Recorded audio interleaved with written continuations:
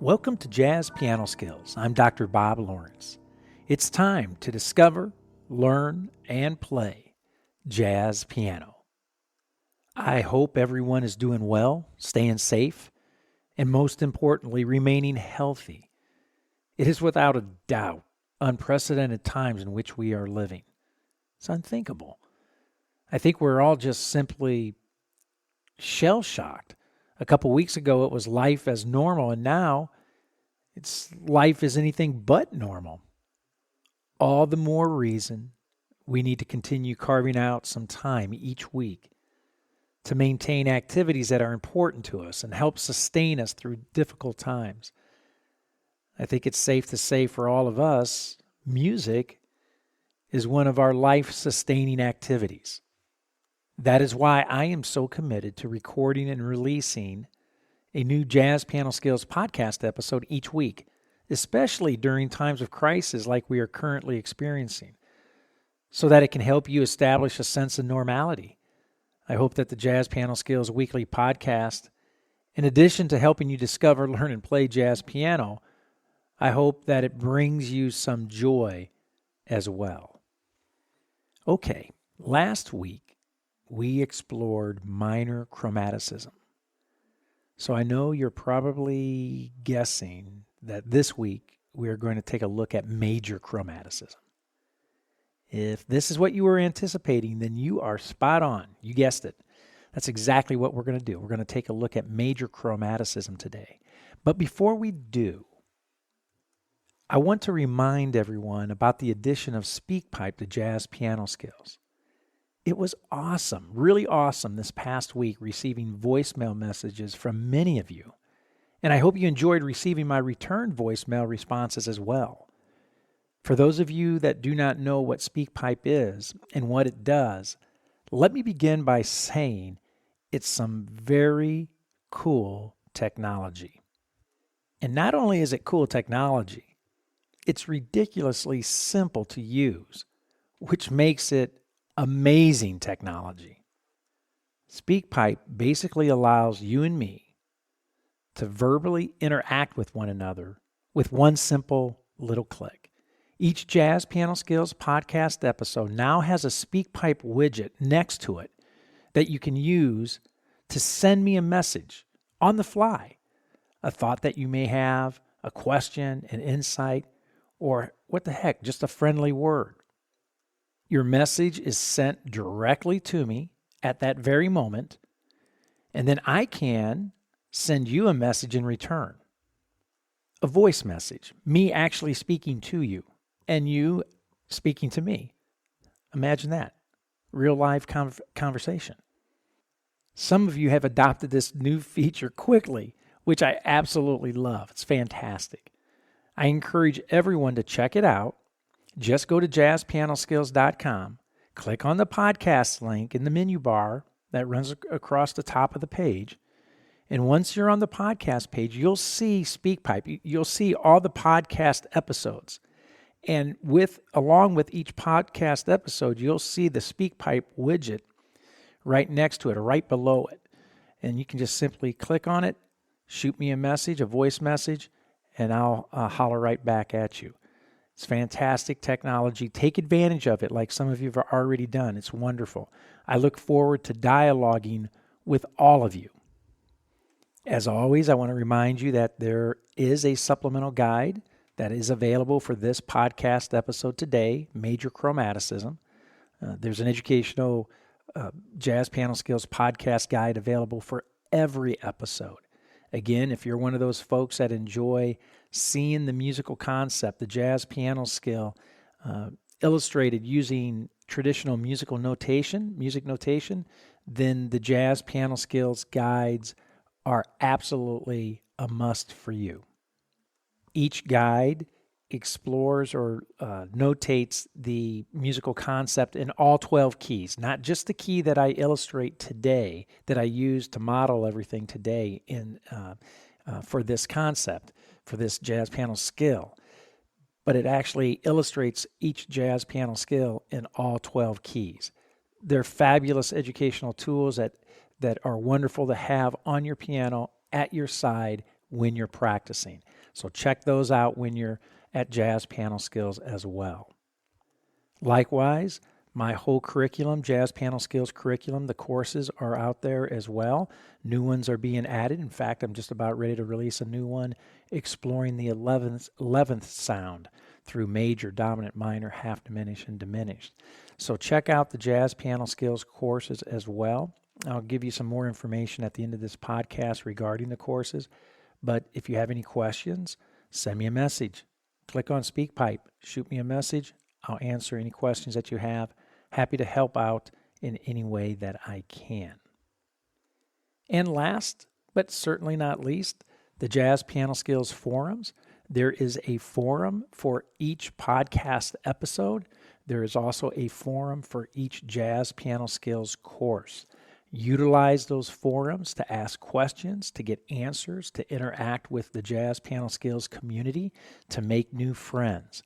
They're wonderful. We need more activity in the forums. So when you're at Jazz Piano Skills, take a second, check out the forums, and introduce yourself. Jump in and start a thread, ask a question, and allow some folks to interact and get to know you as well.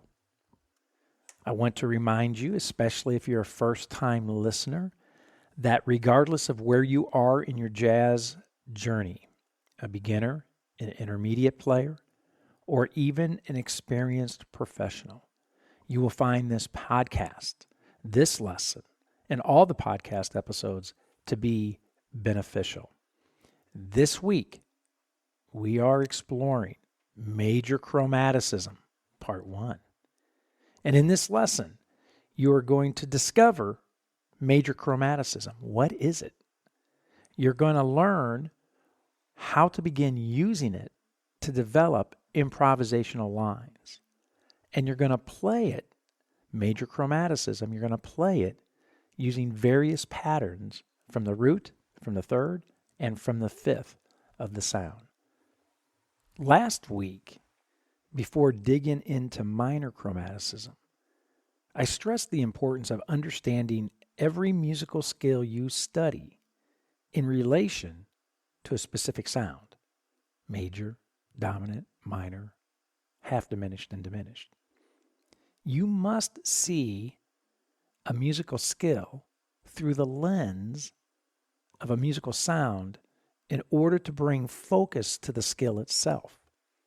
It's funny. The last couple of weeks, I've been studying and learning about video editing, all in an effort to publish quality content to YouTube, my new YouTube channel. The program that I'm using is called Adobe Premiere, which I'm sure many of you are familiar with on either a personal or professional level. Either way, I can assure you that you know a ton more than I do about this amazing piece of software. Okay, but I'm sharing this with you because I learned about a thing called adjustment layers, which ties in beautifully with why I stressed to you that all musical skills must be studied and applied to a musical sound in order for it to make sense, in order for it to be beneficial to your musical growth. So let me explain. An adjustment layer allows you to apply various types of effects to your video clip without altering the original clip or video footage. In other words, you place this adjustment layer on top of your video. Then you apply your effects and you get to see the impact of your edits in relation to your video clip so that you can accurately assess the impact of the effect being applied. You get to see and understand what the video effect does that you're experimenting with, what it actually does to your video. The effect becomes meaningful because you actually get to see it in relation to the video. The effect, like blurring, right, or messing with the contrast or the lighting and so on, the effect on its own without the video is absolutely worthless. And so it is with music. The skill on its own, without the sound, is worthless. Now, here's the cool part. If you would delete your adjustment layer after you have experimented with all kinds of editing effects, your original video remains untouched. What this illustrates is that your video is the core of your project. It's the focal point. Without the video, nothing else matters. This is exactly how you should approach studying music. You should begin with a sound, major, dominant, minor, half diminished, and diminished. And then you can apply an adjustment layer with an effect like chromaticism, cyclical quadruplets, lower neighboring tones, upper neighboring tones, pentatonic patterns, and on and on. When you remove your musical adjustment layer, the sound is still there, fully and beautifully intact. This is why chromaticism on its own is atonal and worthless. On the other hand, chromaticism in relation to sound, major, minor, becomes meaningful and extremely useful. As I stressed last week, if you are practicing a jazz piano skill void of a musical sound, major, dominant, minor, half diminished, diminished, then you are not practicing the skill correctly. You are wasting valuable practice time. It would be like trying to add an effect or use an effect without a video. It makes no sense at all. So let's get busy.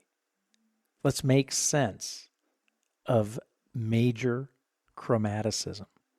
Let's apply an adjustment layer of chromaticism to a major sound so that the chromatic scale becomes for us much more than a meaningless 1 or 2 octave exercise.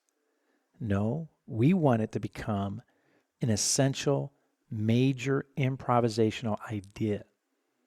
So let's do this. Let's discover, learn, and play Major Chromaticism, Part 1. Sit back, relax, turn on your ears. Here we go. Okay, the first thing I want to say is today I'm reliving my childhood a little bit. I'm pulling out the Fender Rhodes sound, right?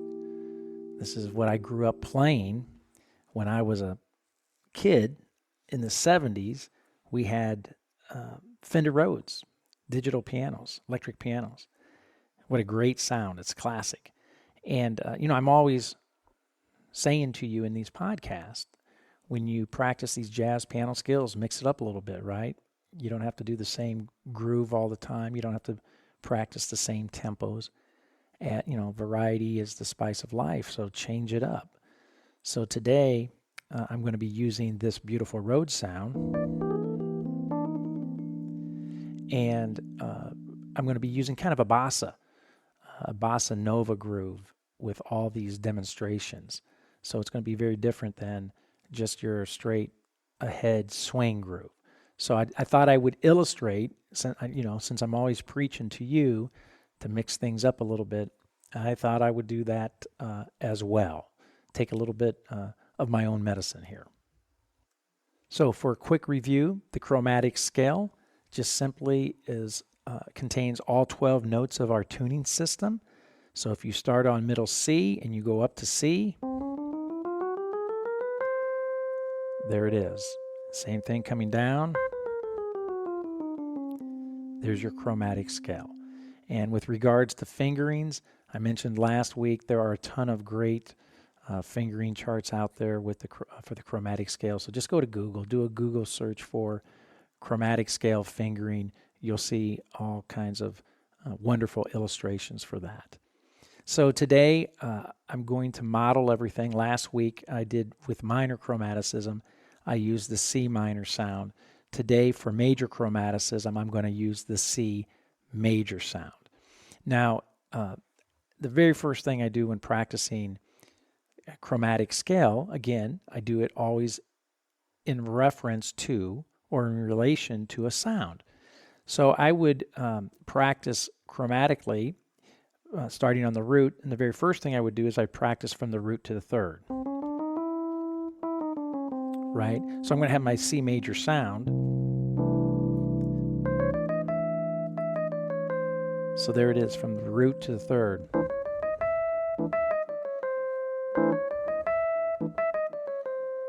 And then I would go from the third, practice from the third to the fifth.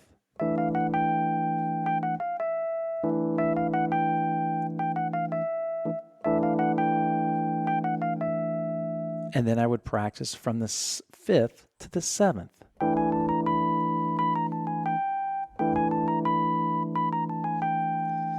That's just a little technique exercise that I would do. And I would do that not just for C major, but for F major and B flat major and E flat major around the entire horn, right, to cover all 12 majors. So again, I'm not just practicing the chromatic scale for a full octave. When do you ever hear jazz musicians play a chromatic scale an entire octave or 2 octaves up and down the piano? You don't, right? So you're always using that chromatic scale in fragments. And so I like to think of those fragments as existing between the root, from the root to the third, from the third to the fifth, and from the fifth to the seventh.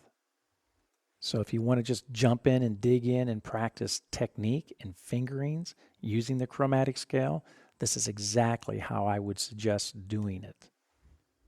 Okay, so with that being said, let's move on to our demonstrations. We're going to have 12 demonstrations today, just as we did last week with the minor chromaticism.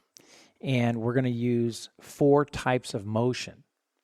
So we're going to use our ascending motion, ascending descending motion, descending descending motion, and descending ascending motion.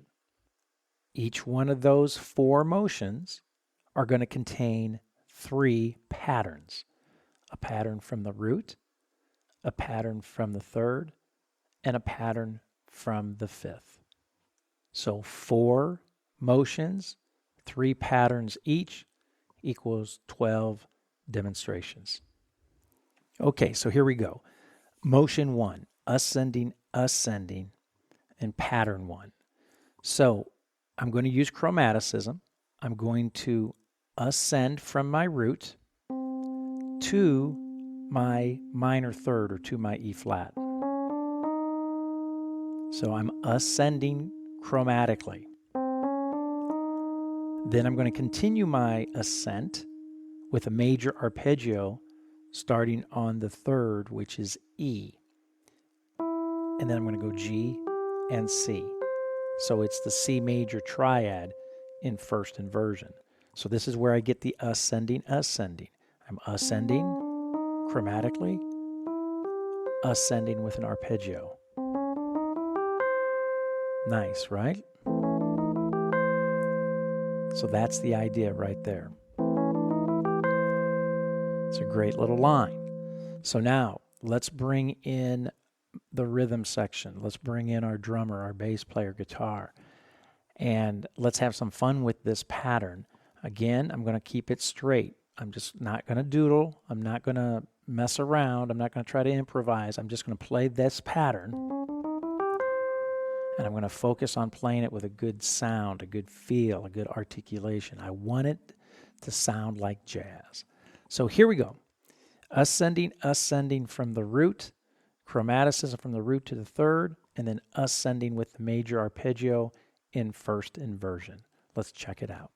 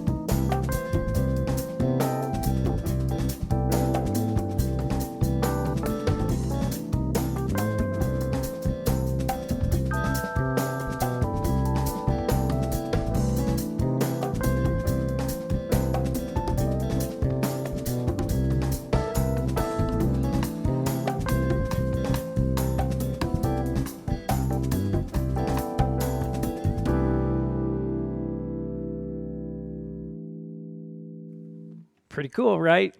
Gotta love it, man. It's going back. You know what? That road sound, I guess maybe what it is, I'm just trying to stay young, right?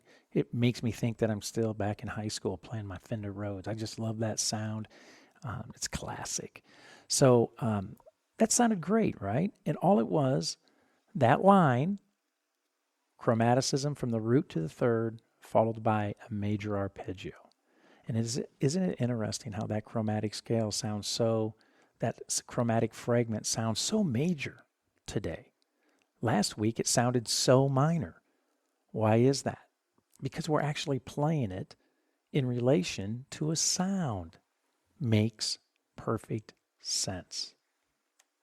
So, okay, now pattern number 2. We're going to start on our third.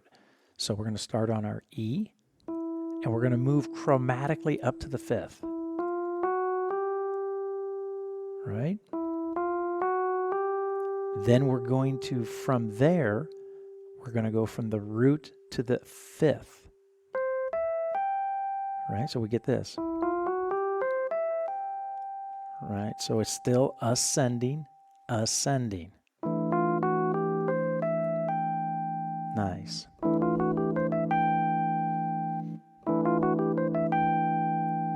Very good line. Very nice. So now let's bring our rhythm section back in and let's take a listen to this. Here we go.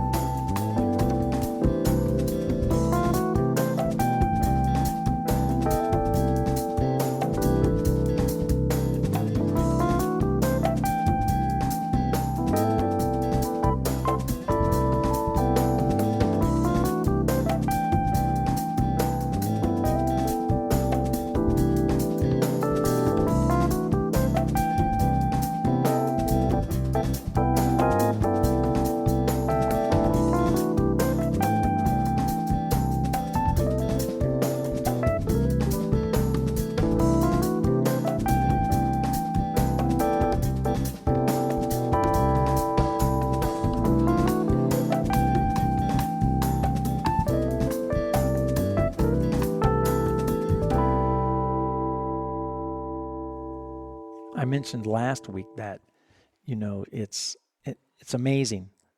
It's always the simple ideas that end up sounding so great. When you're studying jazz, when you're learning this art form, you always kind of approach it with the idea that when you're listening to these professional jazz pianists, you're always thinking they're doing something that is like earth-shattering, complicated, off the charts, hard. And in reality, when you actually start studying it and you're finding out and you start analyzing and looking at transcriptions and what's really going on, you start going, wait a minute, are you kidding me? That's just a little chromatic line followed by a major arpeggio, and it sounds that good? Unbelievable. And it sounds that good because of the feel, the articulation applied to that nice line, right? So you got a nice, simple melodic idea played with a great feel and great articulation, and it's going to sound fantastic. So keep that in mind. The whole idea of going through these demonstrations with you is to try to demystify what is happening when you're listening to these jazz piano players developing these great improvisational ideas. So with that being said, let's move on to pattern number 3. We're going to start with our 5th. So we're starting with our G. We're going to move chromatically up to B flat. Right? Wow, flat 7 against the major 7. Right? A little tension, but we're going to move right through that. So we're going to go from our 5th to our flat 7, and then continue our ascent with our major triad in root position, C, E, G. So I'm going to put my voicing underneath that. Nice. Very nice line. So here we go. Let's bring the rhythm section back in. Let's take a listen to this. Again, I'm not going to try to get fancy. I'm just going to continue to play that melodic motif, that idea over and over again with a good feel, a good sound, a good articulation. Here we go.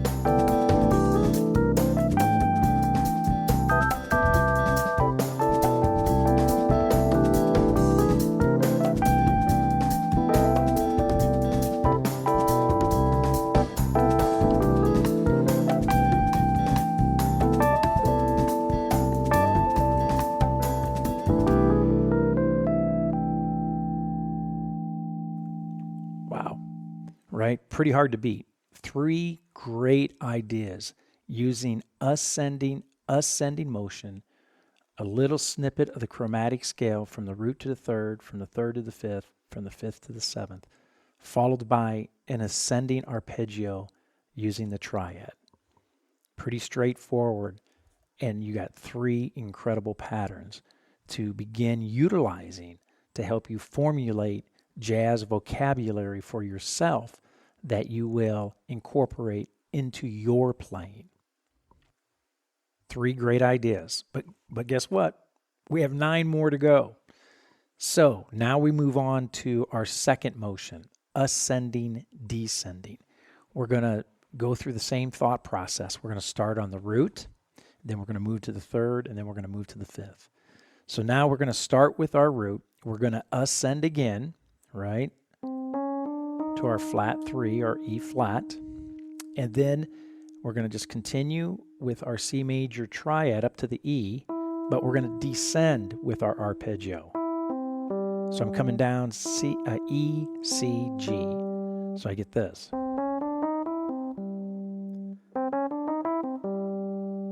Nice, right? Got to move that left hand out of the way if I'm going to play it launching off middle C.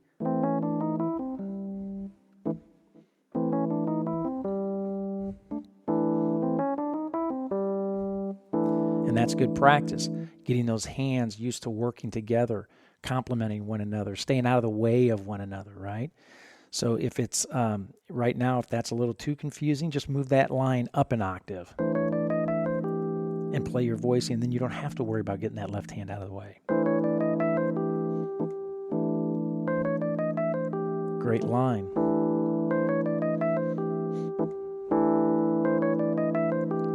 Okay, I got to stop because what happens is I want to start practicing, so I'm going to just stop that right now. So let's bring in the rhythm section, and let's take a listen to this ascending, descending idea using chromaticism and a major arpeggio. Here we go.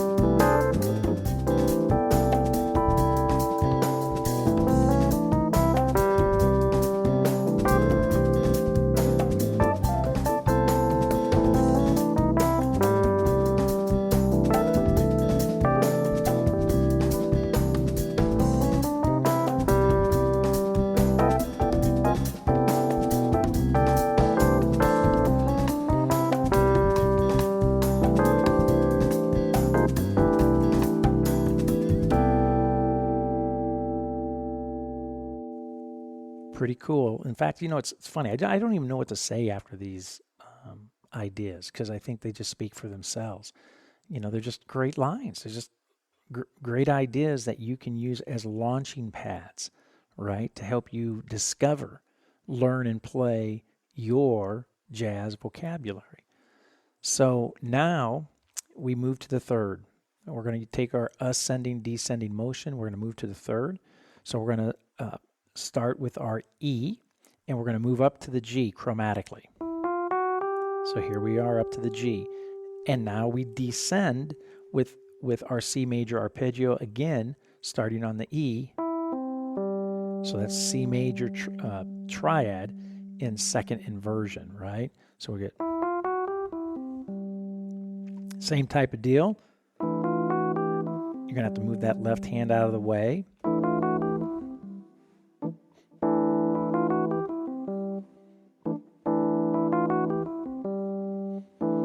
Or play the pattern up an octave.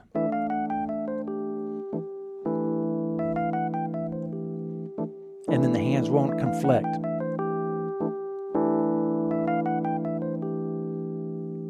Wonderful line. Let's bring in our rhythm section and hear this in a musical context. Here we go.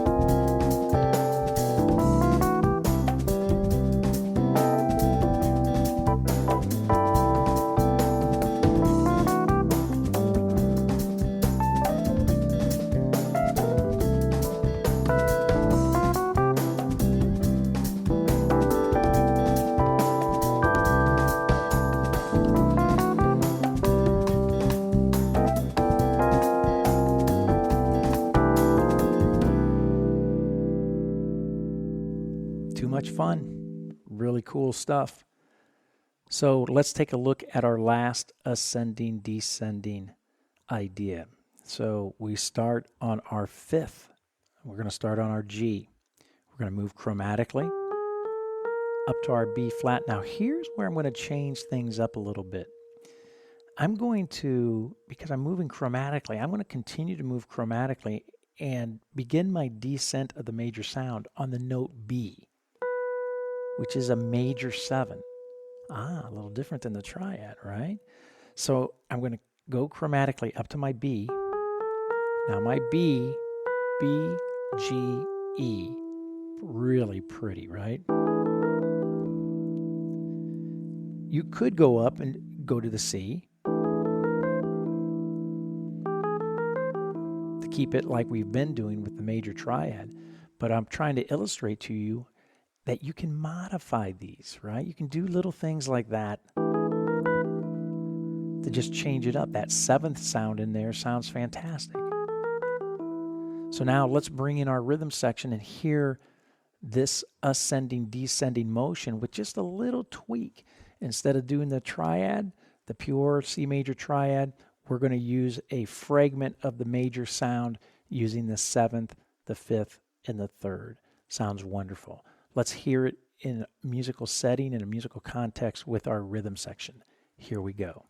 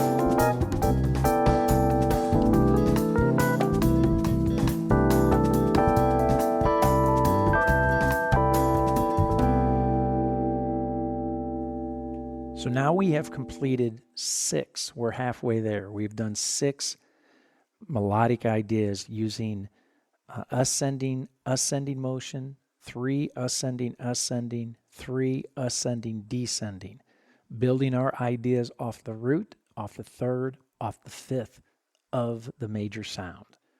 So now we move on and we begin with descending motion. Okay, and again, we're going to construct 3 melodic ideas using descending motion from the root, from the 3rd, and from the 5th. So our first idea, we're going to start with our root. I'm on C above middle C, and I'm going to descend chromatically down to my A. Then I'm going to fall right into my note G, which is the 5th of the C major triad, and then just go down the triad. G, E, C. So I get really nice cascading effect, right? Let me do that again. There you go. Really pretty sound. Let's bring our rhythm section in. Let's give this a spin and see what we think. Here we go.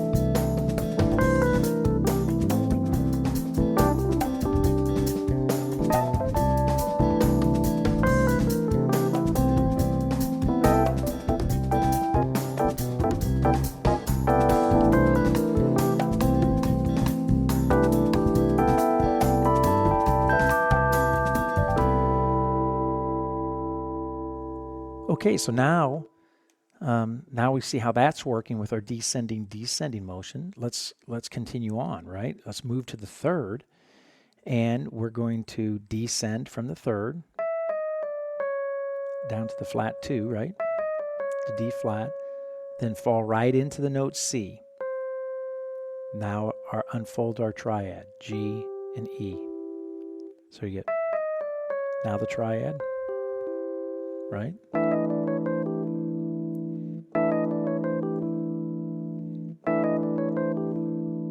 Nice. Let's bring our rhythm section in. I think you're going to like this. Here we go.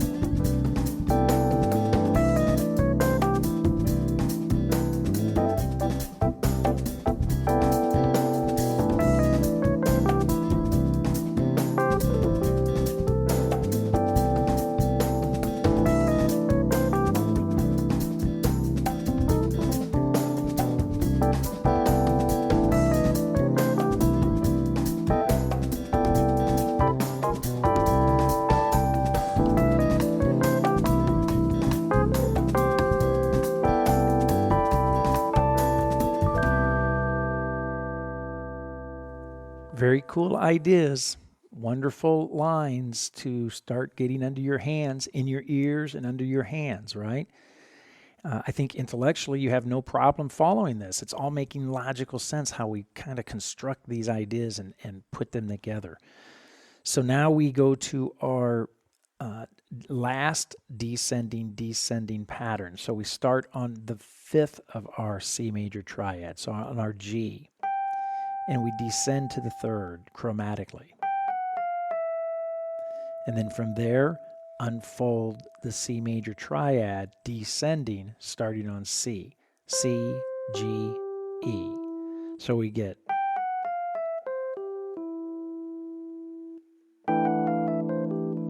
nice.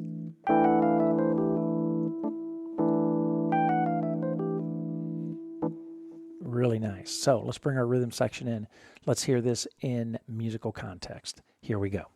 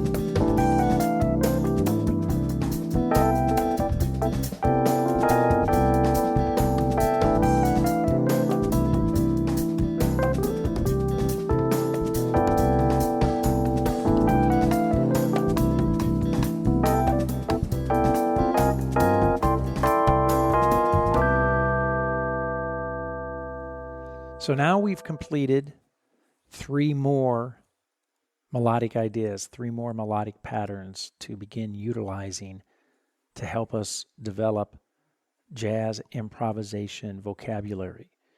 3 descending motion ideas. So the last leg of this journey is to look at descending ascending motion. And again, we apply the same logic, right? We're going to start from the root, from the third, and from the fifth of the major sound. So we're going to start with our C, and we're going to move chromatically, descending down to our A. Now we're going to change directions and ascend using our C major triad, C, E, G. So we get nice.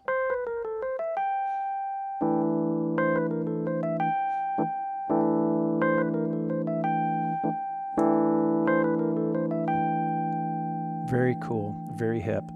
let's bring our rhythm section in and take a listen to this idea in musical context. Again, I'm just keeping it simple. I want to play that idea.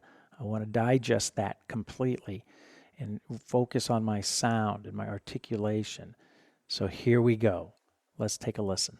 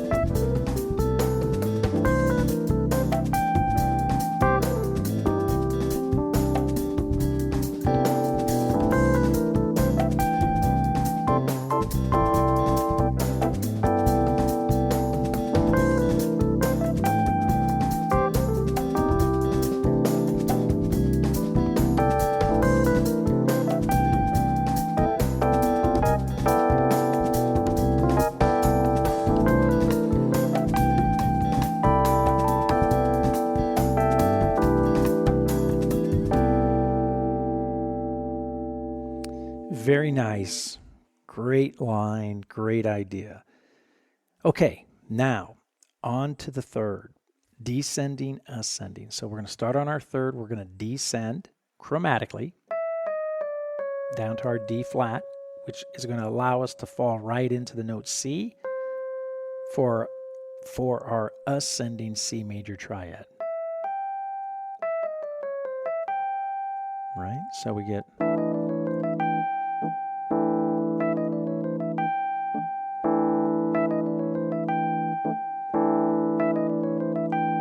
Nice. Very cool. All right, rhythm section. Here we go. Let's take a listen to this.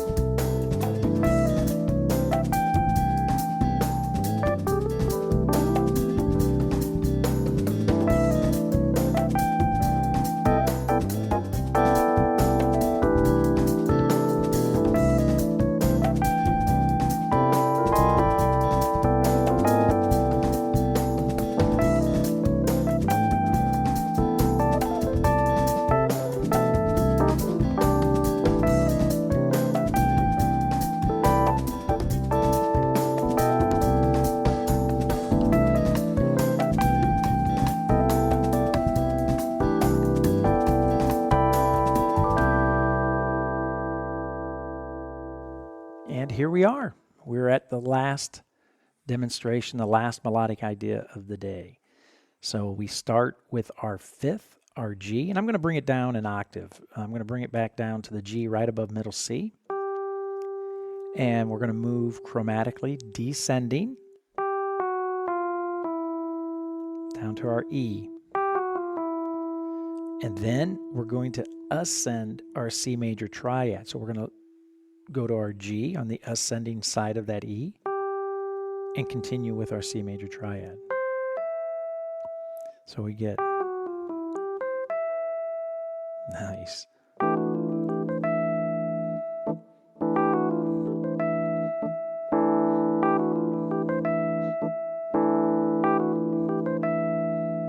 Very cool line. So now let's take a listen to this with our very hip rhythm section. So here we go.